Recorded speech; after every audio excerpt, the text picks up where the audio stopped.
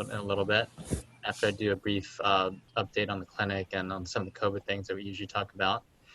Good to see everyone. Good to see you, Wendell, on here, all the way from Philippines. Great to see you. Christine, great to see you too. Liz, Ellen, Irene, great to see you guys. There's two Jackies, but I'm assuming there's Liz and Jackie on there. So hey, Liz and Jackie, great to see you as always. Jem, great to see you. Jennifer, great to see you. And I thank you all for coming during your lunch hour.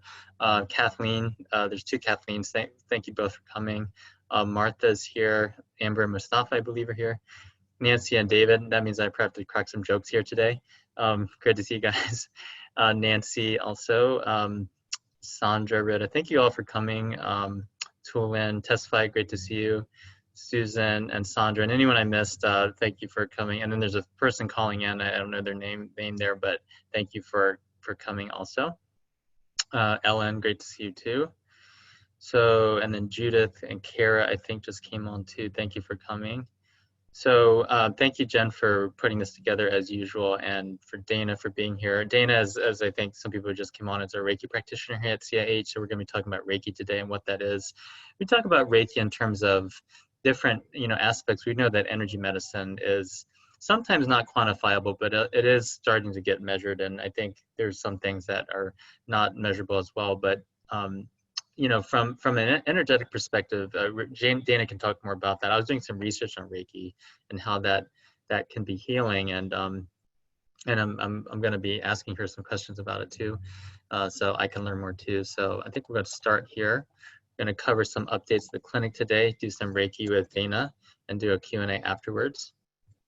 And if people are on Facebook and haven't joined yet, please join the Facebook group that we have. It's a private group. We'll admit you, we'll let you in. Love to have you there. It's called CIH Tribe, and we have some exclusive content there. And we have a lot of health practitioners from around the world. We have over 500 members now. Some are patients, some are community members that are wellness enthusiasts. I think everyone here is a wellness enthusiast if you're in our practice probably, and you're on this call. So thank you all for doing that. And thank you for people that have joined that tribe and have contributed and participated. So definitely would love for more people to join, be an active participant. And we have experts from all around the world on that page. So there's a lot of really great community building there, a lot of health information sharing, and a way to really connect. So thank you for that. So COVID, so we're going to enter phase 2 next week. And I think I have some thoughts on reopening, and I think generally speaking, you can see here when you go to these websites, I put these links up that we're not going to go all through that today, but if you click on those links, later you can kind of see the governor's statement on recovery. I think he's doing a great job with that. You see that coronavirus is steadily going down, but we do know that states that have reopened have recurrence of cases and even rising cases. So I think still social distancing. I think someone asked a week or two ago, and I'm sorry I didn't get to that, so I'm getting to that now. Some of these big questions are really, really important. So one of the questions is, can asymptomatic people spread the coronavirus?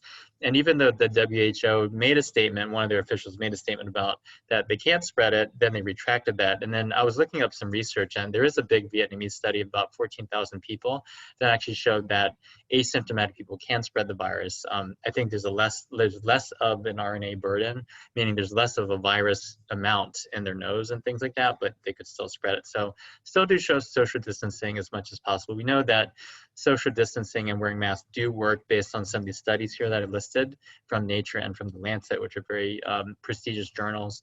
We also know that lockdowns also help. So some of these things that we're all doing, to help support each other and maintain each other's health in a community have been proven to be helpful. And they've studied this, and this is like a multiple country study, thousands of people. These are legitimate scientific studies here. And then I think someone also asked a couple weeks ago about how long does the virus last on surfaces for glass and for, glass and what's the other one? Some of the really hard surfaces, 5 days. I believe stainless steel is 2 to 3 days. I'll have to double check that, but it's somewhere between 2 to 5 days for most surfaces. Plastic is 2 to 3 days, and then cardboard is like 24 hours. So, it is important to clean things, clean your surfaces, wash your hands, things like that. There are some vaccines that are being tested this summer. And then I think, I don't know if people have a question about this, but I thought it was interesting. So antibody testing, we do have antibody testing here, and some people are having these, basically symptoms, and we don't really think that they're, we think that they might have COVID, but then they're negative, or they had COVID, but it's negative. And so there's this idea of qualitative versus quantitative testing, essentially. And if you don't reach a certain threshold, then it might be negative, but they might have a low level of antibodies. So LabCorp is coming out with summertime. In the summertime, they're hoping to come out with a quantitative test, which would be more sensitive towards the antibodies. And I wanted to say something about some of the reviewed evidence. So thank you to Dr. D that sent me a link on some of the evidence, the trial evidence for different drugs and also for vitamin C. And remdesivir is an IV medication used in the hospital that seems to be helpful. There's still a lot of trials on that. The other thing that's more considered traditional is steroids, and that has been shown to be helpful again in the hospital for ICU patients. And we can talk about why steroids might work in just a bit, just for a minute here. Vitamin C there's about 5 trials going on right now for vitamin C. There's like 4 or 5 IV trials, and then there's one oral trial. And the oral trial is using at least 8 grams of vitamin C orally, plus or minus zinc. And we know that ascorbic acid does help prevent oxidation of iron, and it reduces inflammation, reduces the chance that you're going to have blood clots, stuff like that. So I would recommend some vitamin C. And we had Laura on recently. We talked about IV vitamins, and we do have that here. And so we also talk about how coronavirus is going to be here for a while now. So even with this kind of less of a lockdown, so we want to make sure we optimize our mind, body, spirit, which we're going to do today with Reiki, which I'm really excited about, and optimize our lifestyle, nutrition, and movement, so that we can really drive the state of our health and wellness, and kind of be in the driver's seat on that. And I'm saying this slide for the last couple of weeks, but I just wanted to emphasize that COVID is not just a virus, it's a disorder of acute inflammation and blood coagulation. So it affects all different types of organs. So you need to basically increase immune system strength and immune system balance. And there's different ways to do that you can kind of look at here. I've been over this a few times now, but you need to maintain strength and balance of your immune system to maintain and optimize the immune system, so that you don't go into this over-inflammatory response. Essentially, is what happens. Because there's still no proven prevention and treatment. They're actually working on that now. We do have another session due to popular demand of another group visit, and then the next one's going to be Tuesday, June 16th at 12. It's almost full, but if you are still interested, then this should be Gina actually for this class.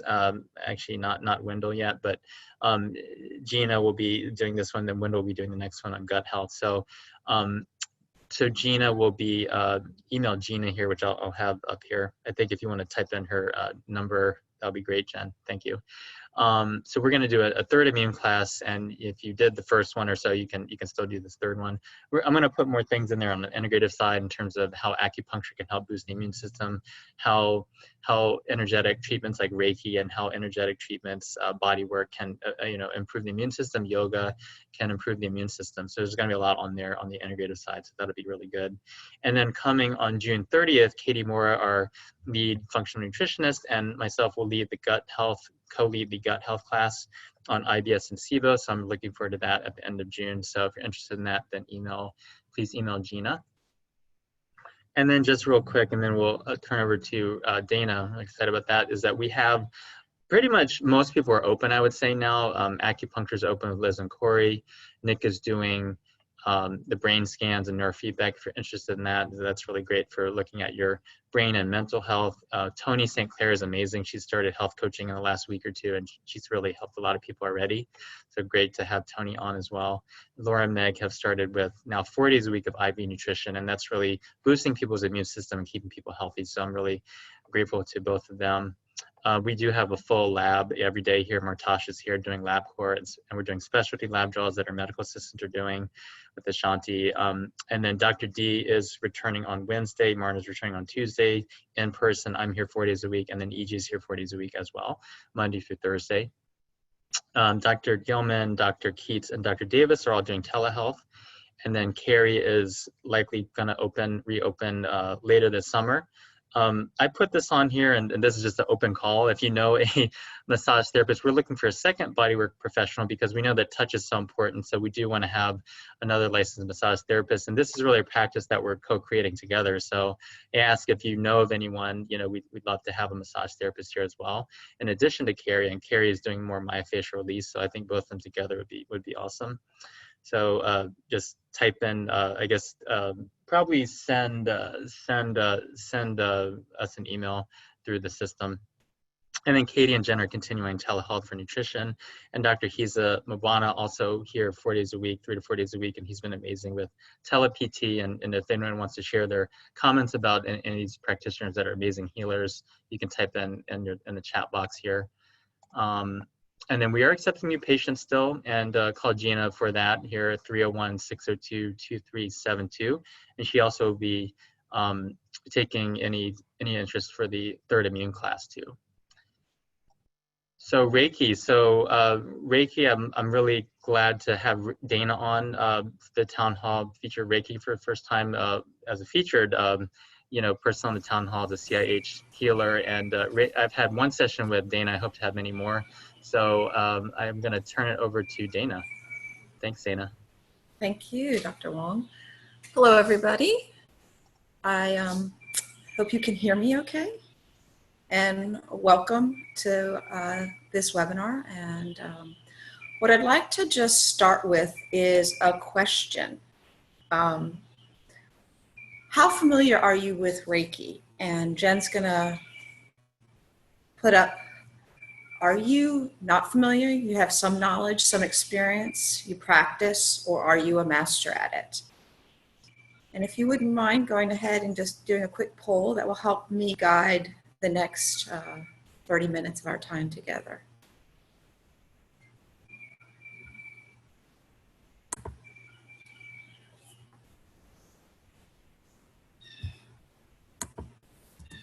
So Jen, how do the results come up?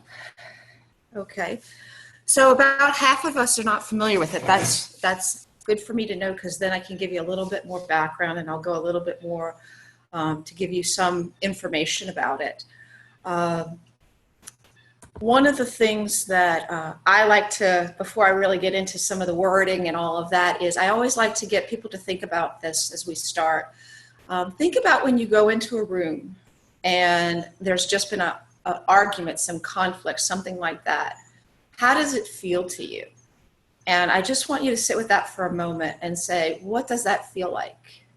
And in contrast to that, what does it feel like when you go into a room when there's music playing, and it's particularly music that you really resonate with? And how does it make you feel? And those are just two examples of you feeling the energy around you. And one of the things we basically tune into when we're practicing Reiki. So I'm going to go and now give you a little bit more of the, come on. It was going. Let me see, why isn't it letting me go to the next slide, Jen? Dr. Wong, are you sharing still? You might need, or is this Dana? Okay, so let me see. I'm pressing the buttons to go forward and it's not allowing me to advance. There, well, there I am. Okay, so. I think Dr. Wong was sharing, so you might need to pull yours up. Okay, let me do that. Sorry, everyone. Give me one moment. I forgot to unshare, sorry. That's okay. I don't mind you sharing this. Actually, let me pull them up. Give me 1 minute and I will pull up those slides. I think you can share your screen now. That should be fine.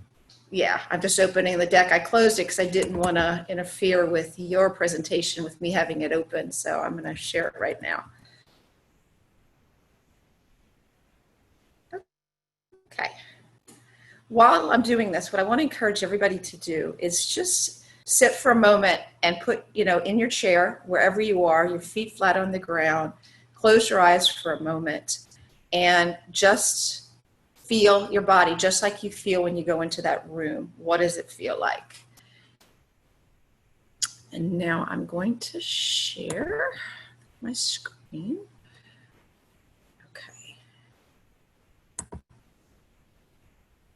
There we go. All right.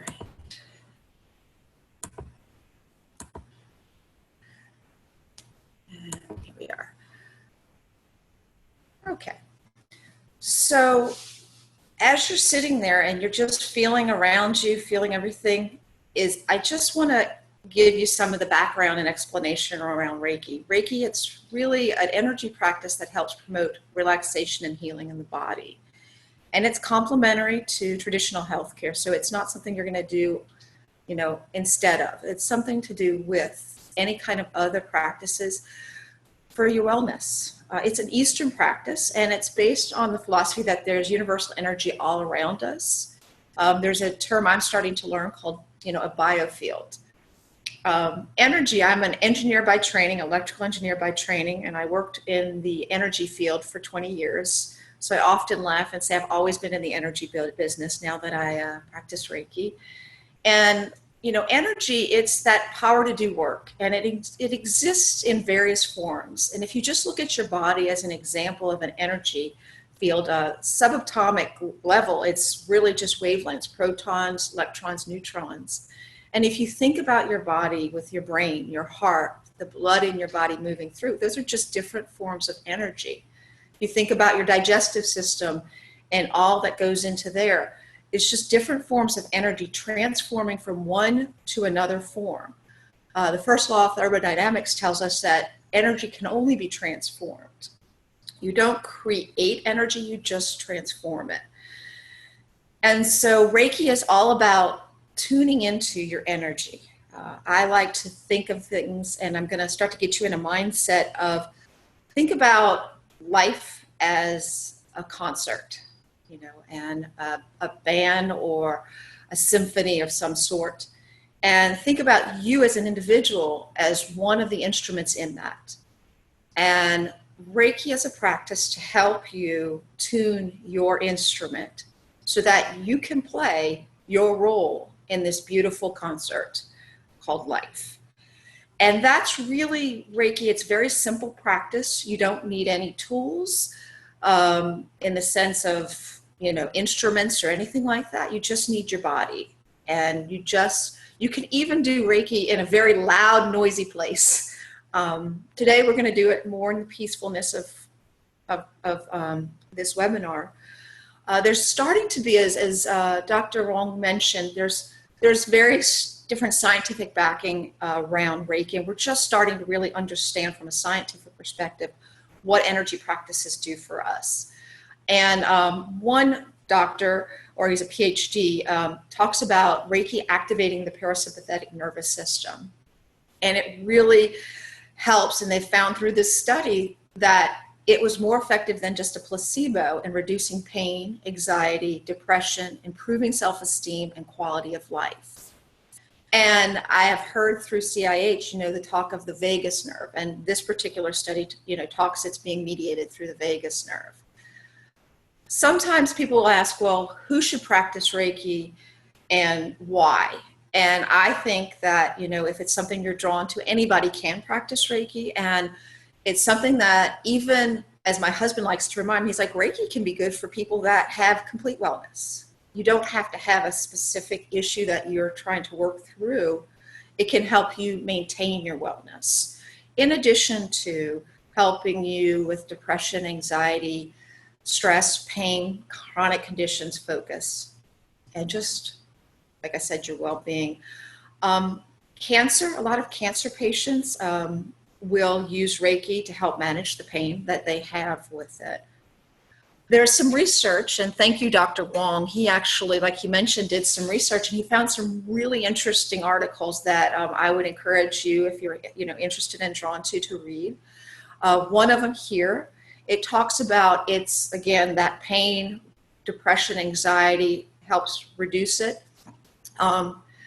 There's been reports of, helping self-esteem, internal focus. When you practice Reiki, there's a thing called an attunement, and I won't go into too much detail about it, but I like to kind of correlate it to when you practice something and then you get attuned to it, you don't even really have to think to do it anymore. And so an attunement process, when you learn Reiki, it's through practice and through guidance that you learn how to attune, and therefore you can start to tap into that energy force around you, that life-giving energy force around you very quickly, like a tuning fork. You become that natural tuning fork in your body, for your body, but you have to calibrate it. So that's sort of the attunement process. I'm going to show you also, they have 2 other articles here, and then some Reiki research. I would encourage you to take a look at this outside of this venue if you've got some more curiosity and interest. What I'd really like to do is I want to move us into, I'd like to offer to you some time for us to practice a little Reiki together. Reiki is something that you can do in person with a Reiki practitioner, like myself, and I would put my hands, you fully dressed, you can be sitting, you can be laying down, and I just simply move my hands over your body. You can also do a thing called distance Reiki, and that's what I'm going to offer you today, and I'm going to offer it to you more as in a very quick scanning session. It's something that you're going to be doing for yourself. This slide, I bring it up because I think it's a very powerful slide. Dr. Wong offered it through Capital Integrative Health in one of our previous webinars. And one of the things about Reiki is that it really, like I mentioned, it's that attunement of your body so that you can then be calibrated, attuned, and be able to play your instrument, your body, your life as best you can. And with energy either moves or it doesn't. When you get to the subatomics of energy, think about a magnet. It's either attracted or not. If you think about a magnet also, you can't see the electromagnetic field around it. So one of the things that with Reiki, it's all about getting the energy to flow through your body. And some of the ways we can block energy is through our emotions. That's one way. Another is physically. When you clench up, you can hold your energy and things of that nature. And so I want to use this slide as just a prompt to you as we get started into this session is, at this moment, is there a particular emotion that you're really sitting with that's not resident with you? It's really dissonant, it's really bothering you. And if there is one, I would ask you to identify it if you can at this moment. And then think about the question as we proceed forward. And that's all I'll ask with this. And then the rest, I just want you to listen as we go through. So if, for example, you're really excited about something, I just want you to say, what makes me feel joy? What is it that's making me feel joy? And that's going to be your question as we proceed through Reiki. And if it's anger, why am I protecting? How am I protecting? And it's just, these questions are to make you become a witness versus an active participant. And what I mean by that is I want to get you in that place of where you're observing versus problem solving. So that's one of the things with Reiki that we'll move to. So I want to start us in a practice now, and I will get us just in your seat. And one of the first things I like to do, and it's called dry bathing in Reiki, and it's, again, visualize this electromagnetic field around your body and visualize we're all connected. And so we get into, and our energetic bodies touch each other. So one of the things when you're practicing Reiki is that you can dry bathe, is what it's called. And it's just a way energetically to detach from anything that may not be part of your natural electromagnetic field. And it's just throughout your whole body. You just dry bathe of your arms, of your legs, down to your feet. And it's a very simple practice. It's a nice way as you're starting to do a practice to get started. It's just to let go of anything you don't need and to just maintain what you do need. And now I'd ask you you can bring your hands into what we call gassho. Some people are familiar with this as being prayer position. And you bring it together, and I ask you to bring it to what I call your heart center, we call your heart center. And start the practice with a little opening, and I have it here for you to look at. I'll say it, but I ask you to say it to yourself. It's, as you take a deep breath in, I seek protection for myself and all those around me as I connect into the life-giving energy. In Reiki, we move through our fingers to help us remember what parts, but I'm going to just say you can leave them wherever you want. So you may see me do some different things. You can even start to move them down to your knees or wherever they're comfortable. And you ask for assistance and say, I ask for assistance and guidance from my Creator, the Divine Spirit, and the wisdom of all my teachers so that I may serve the highest purpose to bring unity, connection, and love into this world. And that's the practice we're going to do today, is around unity, connection, and love. And at any moment, you could start a practice for yourself and bring any intention at this point. It can be to serve your highest purpose. It could be another intention to help me get through this particular emotion. Today, I'd like to bring us as a group, in honor of all our current events, to bring our energy into that frequency of unity, connection, and love. And how can we serve that highest purpose to do that in this world today?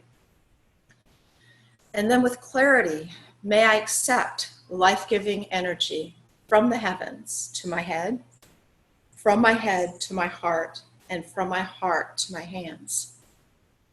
And with that, what you're saying is, with my hands, then help me to do the work, to play my instrument in this orchestra as it was designed to, and help me to have the courage to do that. As we proceed now, I'm going to take you through what we call the 7 main chakras.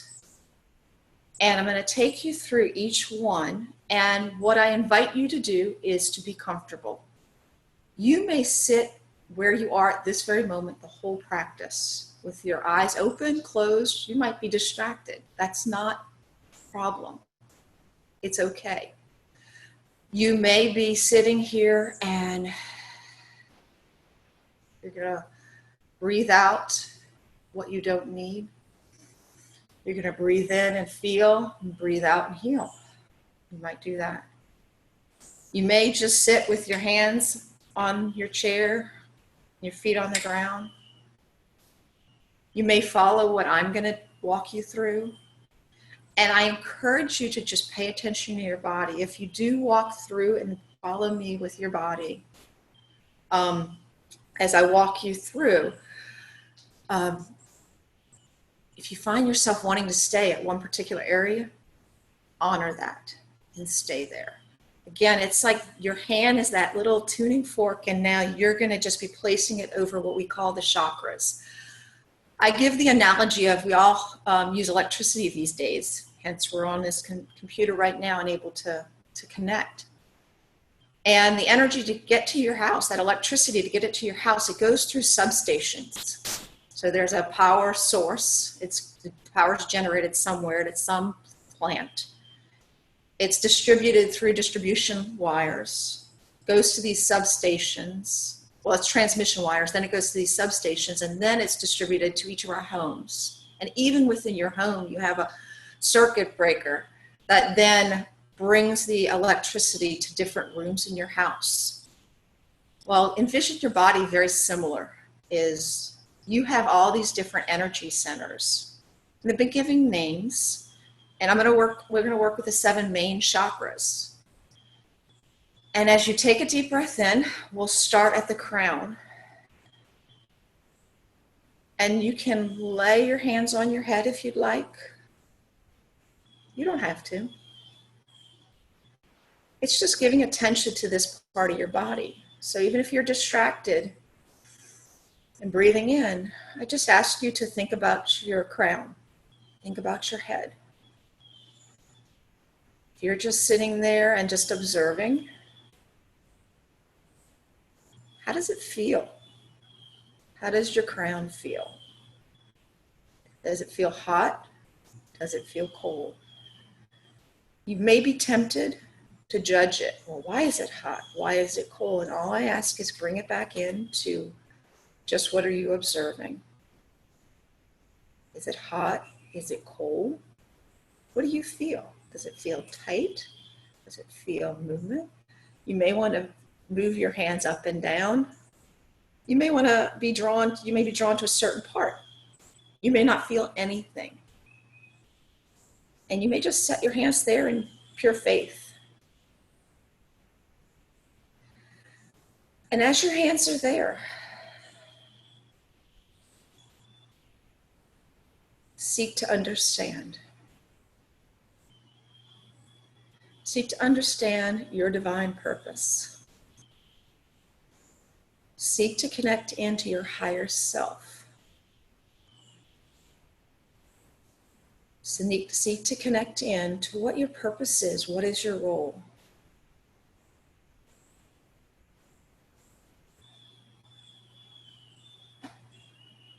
Seek to understand.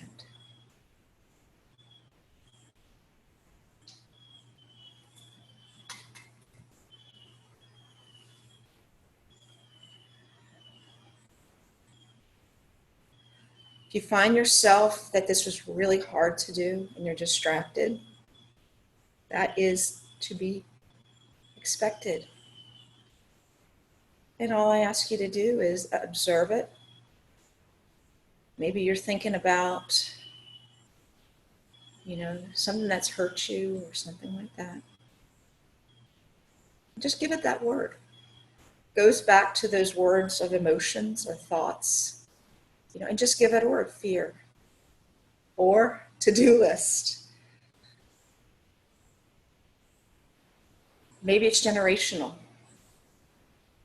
And just give it a little label, come back, and then ask the question of, may I seek to understand my divine purpose?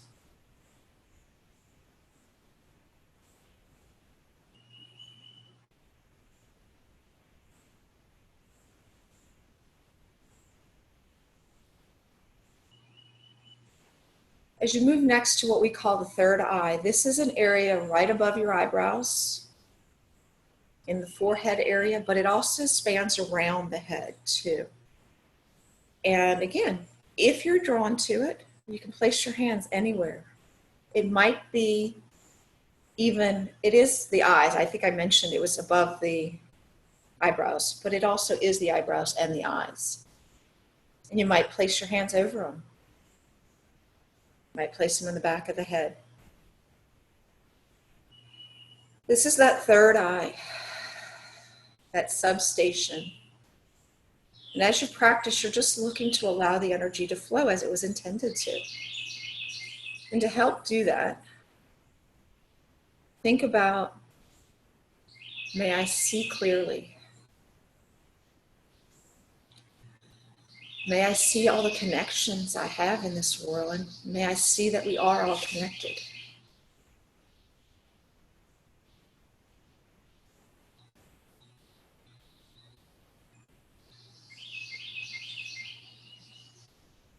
Just placing your hands, but if you're not there, you may just have your hands on your lap and you just may be asking that question and breathing into it.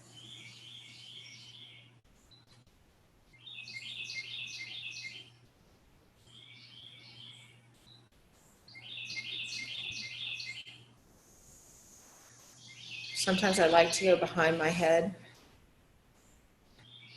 and just sit with there. And again, may I see things clearly. May I see things honestly. May I recognize that we're all connected. Even when we're not physically together, our energetic bodies are connected. We may be just connected as being all human beings.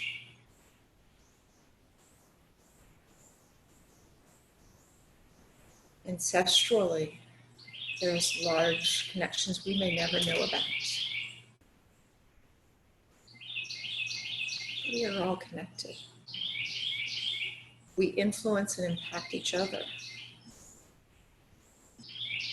May we do that with clarity and truth. As we proceed now to the next chakra, which is called the throat. Now, this is really all the neck area, the mouth, behind the neck, behind the mouth area. If you've got a thyroid, you know, this is that throat chakra. I tend to like to sit with my thyroid through my practices. But again, you may be drawn to different parts, and it's just about witnessing and sitting with your body. And in this area, you ask yourself and that life-giving energy around you to help you to hear and to speak things truthfully. It may even be over your ears. One of the things I'm learning with all these current events right now is that we are all very quick and easily able to see other people's biases. And we're very, very quick to want to tell other people what they need to do. And in Reiki, this is an invitation to ask yourself to see your biases and have the ability to see their impact on others. And in Reiki, it's about practicing. And it's a practice, it's not a destination. You will do it your entire life. How do I move towards the life-giving, that light and love? We're always going to have biases. We're all individual people with individual experiences and perceptions. We each have lenses that we look through. And together, through our integration with each other, we can help each of us clean off our lenses. But in Reiki, it's about how do you clean off your own lens? And it's about asking to be able to speak and hear things clearly, in addition to seeing them clearly.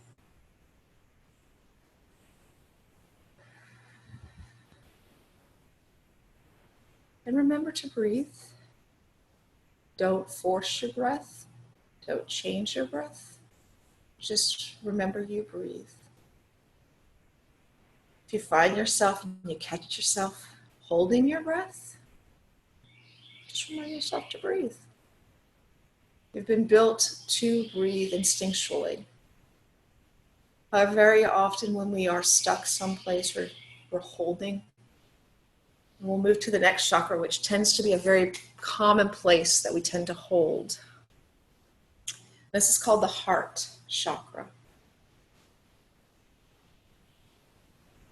And this can be around the shoulder area, all down the arms, in the chest area where the literal heart is. I always have to remind myself, don't forget the back. Our lungs. I am notorious myself, and I find in my practice, for holding grief in my lungs. And as a result, when I tend to get sick, it tends to show itself in my lungs. As a child, I've had pleurisy, I've had a lung collapse through some very dramatic events in my life. And it wasn't until my adult life that I started to recognize how much I hold grief in my lungs. I also can tend to put an energetic barrier around my heart as protection out of fear. And as we started with this is, what are you protecting? And as I sit with this part of my energetic body, I ask and remind myself that I am loved and I do love.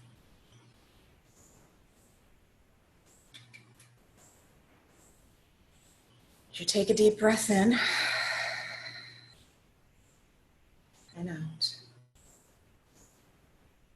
This can be sometimes the hardest chakra for people, and it's usually the bridge between your spiritual self and your physical body. And a lot of times when we really close this off, it can allow the body and energetic bodies to get stuck in your head a lot, as I like to call it, or in your body a lot. And this heart chakra becomes that bridge. You can even put your hands under your arms to get to that heart chakra and your lungs. This is one that I tend to have to do often. To remind myself at this very moment, I'm safe, I love, and I am loved. Your emotions may tell you you are not. Your feelings may tell you you are alone. This is a reminder that you love and you are loved. As we move down to what's called your solar plex, this is below the heart and above the navel. And in this area, I want to remind you that you are strong. You're strong. And again, it's your front body or your back body. And I want to remind you, you have everything you need. You have everything you need at this very moment. And sometimes it doesn't feel like we do. Sometimes our emotion can give us information that things aren't always equal and just.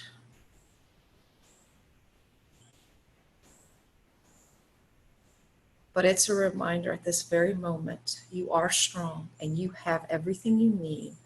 Sometimes you may need to ask to be able to see it, to hear it, to feel it. You may need to cleanse that lens off because what you may need is not what you may want.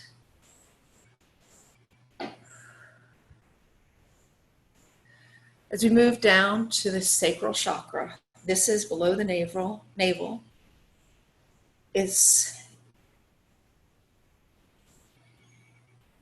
in that pelvic area.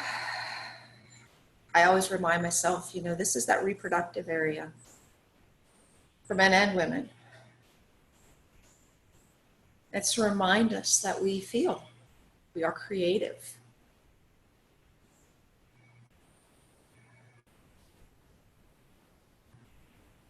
And as we feel, it is information to process with the rest of our body, not in isolation. And as we feel, just like any type of creation, it takes some time, it takes that pause. To create a life takes 9 months.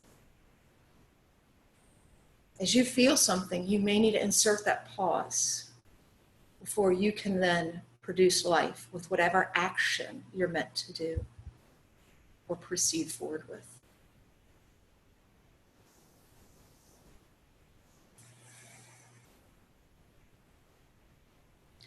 And on the last of the main chakras, this one's called the root. This is from the base of your spine to the tip of your toes, and it even can extend down.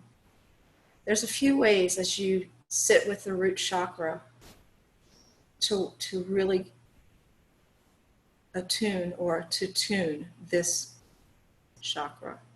And it can be putting your hands at the base of your spine. It might be on your knees. You might find yourself wanting to bring your feet up, and you may want to hug in your knees.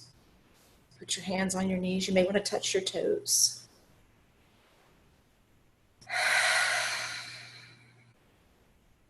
You may just want to sit and not do any of that and just say in your mind, I can, and I'm stable. If you're someone that likes imagery, a lot of times when we think of the root chakra, you envision roots of a plant going into the earth.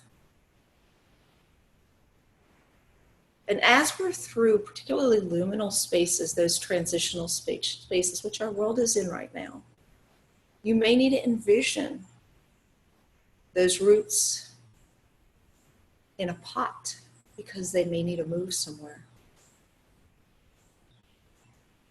You're still stable. You still can do it. Just like roots are the life of a flower, your root is your stability.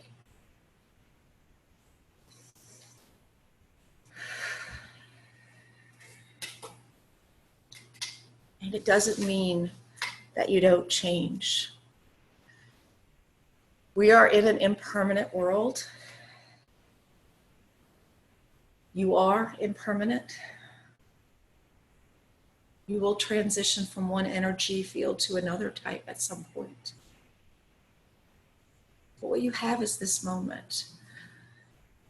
And so I would like to end this practice, and then we can open up for questions with something that I offer you to say at any time. You don't have to go through an Reiki practice, but you can even as you wake up in the morning.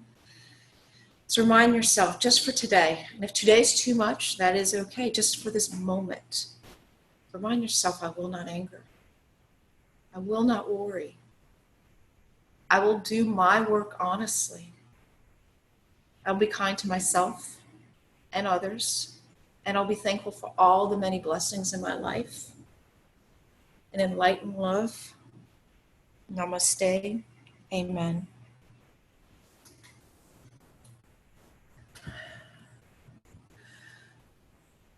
So I want to thank you all for practicing with me. And as we move to the questions and answers, I'd like to ask Jen to put the questionnaire up of, would you find this practice, Reiki, to be available again in person at Capital Integrative Health helpful to you?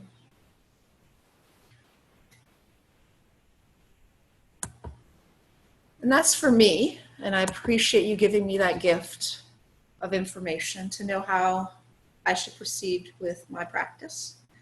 I've been offering some distance healing, but they see things opening up and people more comfortable. So let me know what your thoughts are. And now I think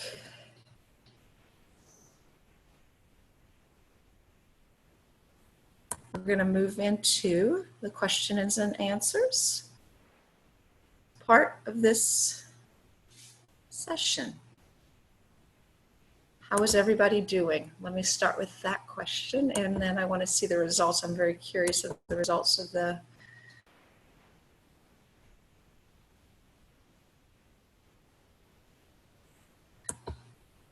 How's everybody?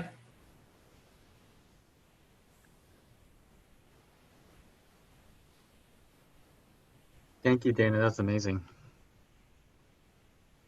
You're welcome. Just take a moment. Reiki is one of those things. Let's just take your time as you come back in.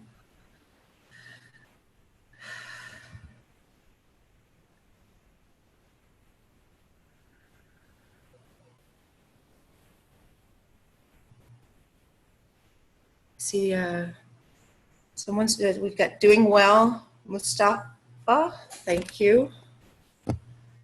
Dana, if you wouldn't mind closing your screen share so we can see your face and everything. I will. Thank you for that guidance.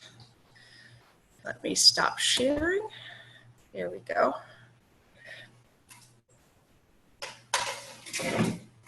I see Christine, thank you.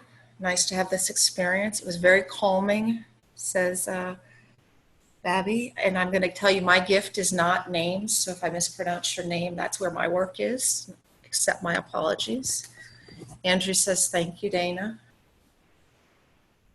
So I think we'd like to open it up for these last 10 minutes. I feel tired. Laura, thank you for sharing that with me. Yes, yes, you can feel tired. And what I would offer to you is, if you can, take a few minutes after this and just rest. Honor that. If you can't, you will later. When you feel tired with Reiki, it really tells me that you've moved through some things and your body is tired, just as if you had gone for a walk or a run. And it's sometimes a little hard for people to understand that because they didn't just go for a run. So it's like, how can I feel tired? What you've done, though, is you've moved some things through your body. A lot of times people will say, after a massage, drink plenty of water so that you can help flush through. The same thing applies with Reiki. So if you're not able to just rest right now, Laura, drink some water. Nice cleansing water, and then go about. And don't get too stuck on, well, why am I tired or anything like that. With Reiki, you will know. It'll come to you later. I want to remind everybody, actually, when you practice Reiki, it will move something. And it may move an emotion. So if you found yourself where you're very emotional right now, just like with myofascial release, it may come up. And so again, I would invite you, if you came up with some emotions, release it if you can. I grew up in the South and by the Gulf of Mexico. And, it's very salty. And I've had the opportunity to be in the Red Sea and some other places where it's salty. And salt can really heal the body in certain forms. And when you cry, it's salt water for the soul. But I'm not a crier, so it doesn't come naturally to me. I literally have to force myself. So journal, or some other ways to release those emotions, going for a walk. But ultimately, I had a friend of mine, you may have a release now, which is through tired or through some kind of emotion. But I had a girlfriend of mine, and this is the one I'm going to caution you around, and she was a client as well. And that evening she went home and she had a verbal release on her husband. Thank goodness they had a very good relationship, because he understood that what she was speaking was things of something in the past that hadn't been said. And so he saw the context of it and was able to.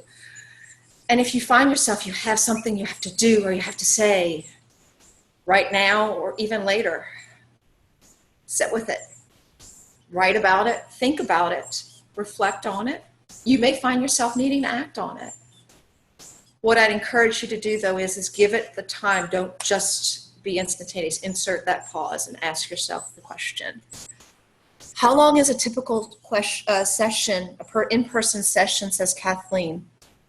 They can be, I offer for me 30, 60, and 90-minute sessions. Typically it's typically it's 60 or 90-minute sections, because Reiki is one of those things where you can use that much time very quickly. But I offer 30 minutes because I think, just like we did just now, you can get some things moving. And especially, if you don't have the time or the resource to do anything more. Thank you so much, Dana. Emotions released at here. Now I feel at peace. Thank you for sharing that, Julie. Yes, it's one of those things when you have an experience like that, where you've had an emotion and then at the end of it's released. We tend to, as human beings, and this is I'm not going to explain why, I'm just going to say that it's what people do, is you may have something happen, have an emotion, and the situation may have totally changed, but you're still holding on to that emotion. It kind of goes back to that heart and that protectiveness, as if you were to let go of that emotion, you may lose something and we become protective of it. So through Reiki, what my Reiki master taught me was, keep the best and leave the rest alone. Let it go.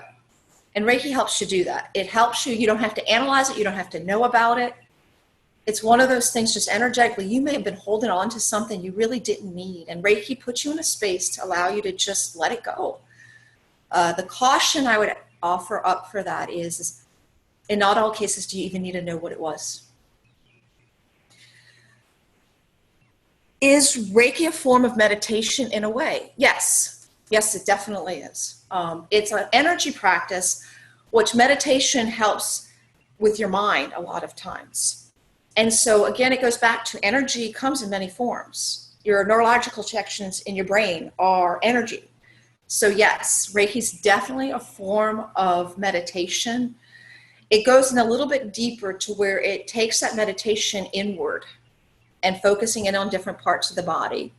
And it also is about, it's a combination of just, people can say, you might use visualization in Reiki.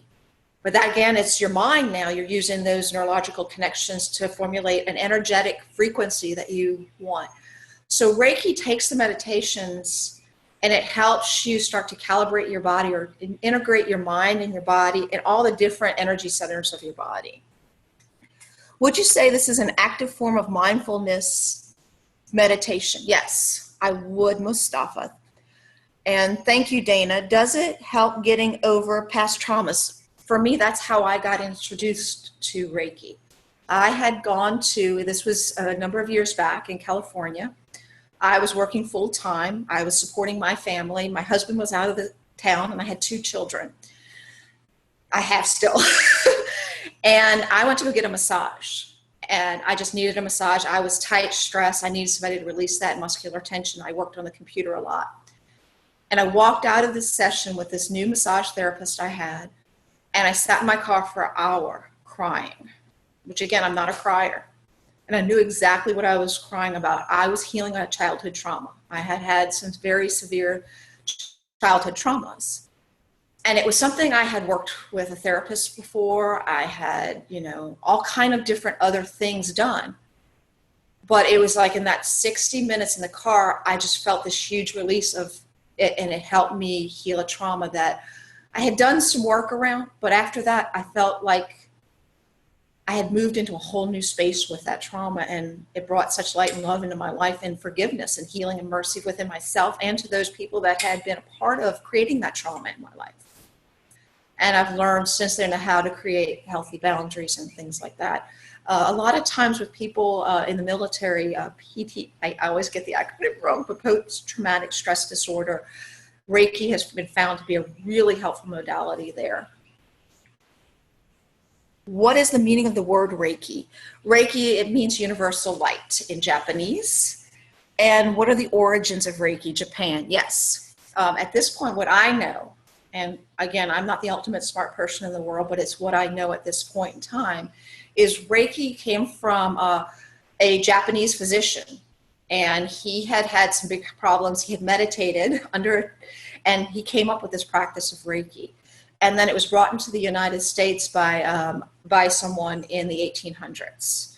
And so it's come to it, and it's Miyazaki Yasui is the name of the person that brought it to the U.S. And then each person with Reiki, for myself, I know the lineage of how it came from Japan to me, how each Reiki master has passed it along. Because Reiki's passed on from master to student. So right now, you don't go get a Reiki guidance or, certificate from anyone. You get it from a master that passes along to a student.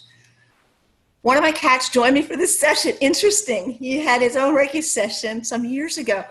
Thank you for bringing that up, Margaret. I have that experience all the time in my home.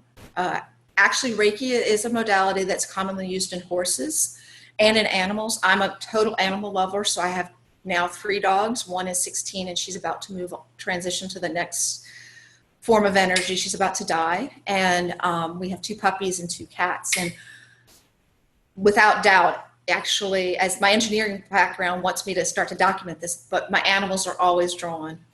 I will have my cat sometimes sit on me when I'm practicing. I had a dog that passed 2 years ago, and without I should have documented it, is every time I practiced Reiki, no matter what she was doing or where she was, she came and laid by me. And so, yes, animals are very sensitive to Reiki, as are children with special needs. A lot of times, autistic kids or people that are very sensitive to the energy around them. I have some speculation that one of the things that happens with people with autism and such, they've got all this energy coming in. They haven't yet figured out and haven't been taught how to kind of ground it within themselves. But they, like animals, are so sensing. So I think we are out of time. And it's at 1 o'clock. I'm happy to stay here and answer more questions. Andrew, I don't know if you wanted to say anything to anyone, but I'm happy to stay for more questions if anybody has anything else. I think we have a little more time. We can stay if people have time. Thank you so much, Dana. This was wonderful. It was amazing. I had some great just emotional balance myself, and release, and especially doing the chakras, and working with that and listening to your voice is very calming. And we know that humans are, just like all organisms, are energetic beings, and so I could feel the energy, balance inside myself. So I really appreciate you being on here, and I hope we can bring Reiki more to CIH. I know you've done some sessions. Are you still in the charm portal and everything too? So I if am. anyone's interested in doing a session with Reiki with Dana, we could set that up, and we could figure out logistically if you could email her through the patient portal, actually through the portal, if you're a patient here, and then I think most people are here. So yeah, please email her through there, and then she can either answer more questions you have about Reiki or discuss with you about Reiki through there. I'm going to have a session myself with you, like at some point. Again, that would be great. But thank you so much, Dana. And I know there may be some other questions. Before I forget, next week's town hall, Jen just sent out a link. So thank you, Jen. And yeah, thank you, Irene. Got to get to the next meeting. Everyone is on Zoom now for all meetings, I think. So thank you, Irene. Thank you all for attending. Next week, we have Corey Jackman, who's one of our acupuncturists and also a really great healer as well. And he will be talking about breath work and how he uses breath work to help balance the mind and body. I believe that is his topic to talk about. So another great. So hopefully you can be on that call too next week, Dana. Yes, definitely. And thank you all. I had been offering my Reiki services at CIH just on Fridays afternoon. But if there's a demand, I'll talk to you, Andrew, to see if we have some more flexibility.